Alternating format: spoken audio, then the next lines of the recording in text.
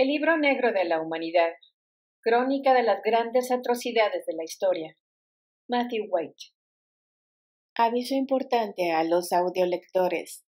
La crónica de los eventos históricos reales en este audiolibro y las imágenes para ilustrarla pueden resultar sensibles o perturbadoras.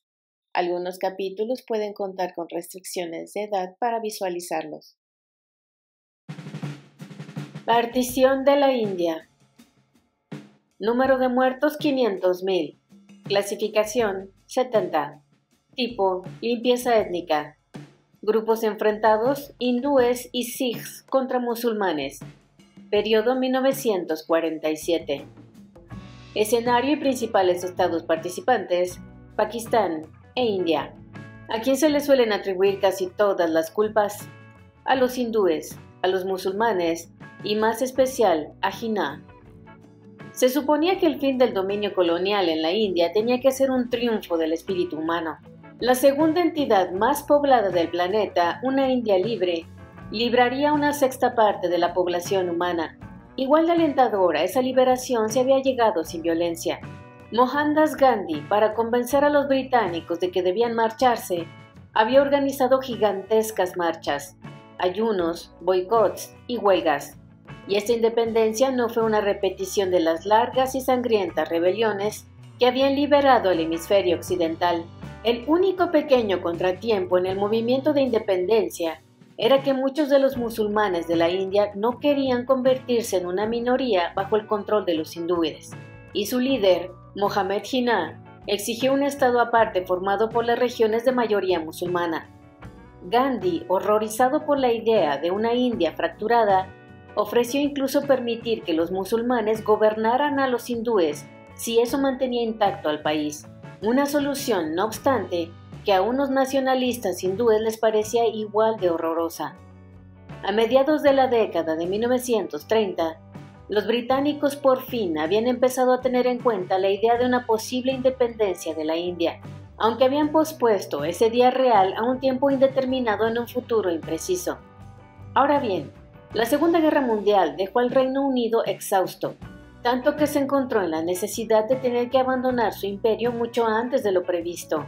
En este sentido, el primer plan preveía la formación de una federación de estados autónomos, pero mientras le daban los últimos toques a dicho plan, en 1946, Jawaharlal Nehru, el líder de los hindúes, mencionó que como quien no quiere la cosa, que este plan estaría sujeto a cambios.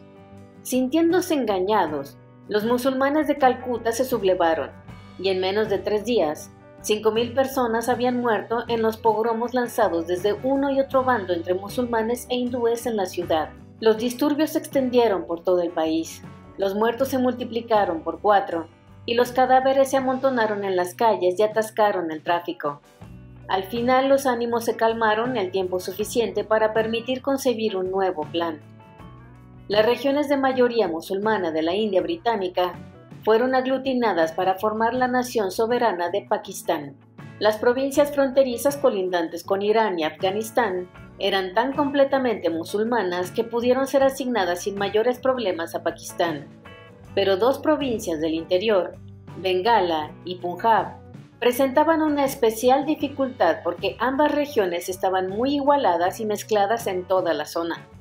Estas provincias tendrían que ser divididas en regiones de mayoría hindú y de mayoría musulmana.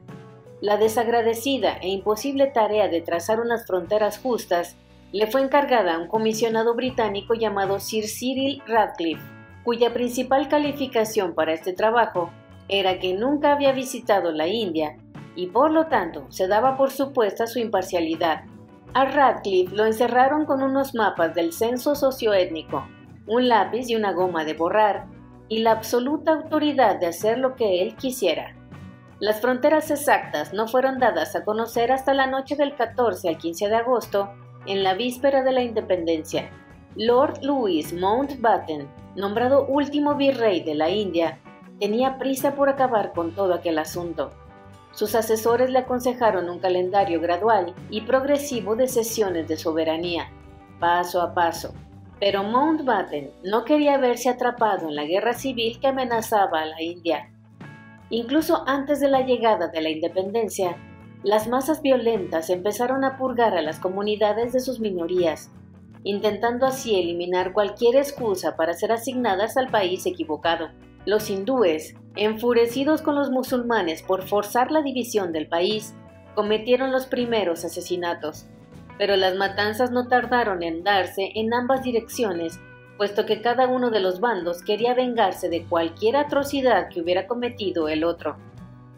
El día de la independencia llegó y pasó. La violencia no cesó, y millones de indios intentaron escapar de ella.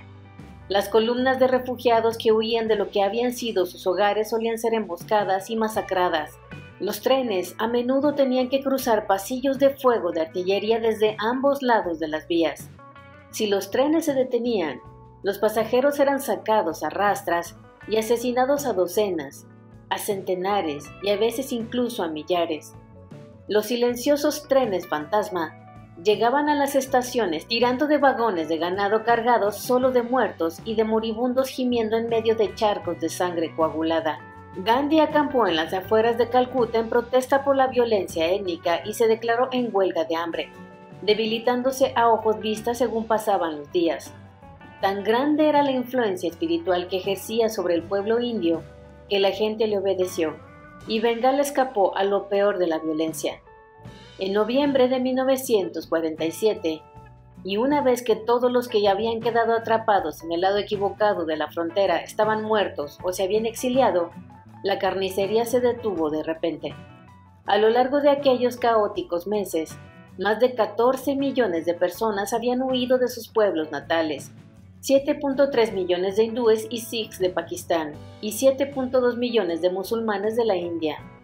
Aunque no sirva de gran cosa, el hecho de que un número más o menos equivalente de miembros de cada una de las religiones hubiera quedado atrapado en el país equivocado, significa con toda probabilidad que Radcliffe había trazado las fronteras de la manera más justa y humanamente posible.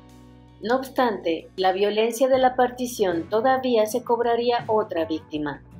En enero de 1948, un fanático hindú asesinaba a Mohandas Gandhi, culpándole de haber traicionado su religión y de preocuparse por la vida del enemigo.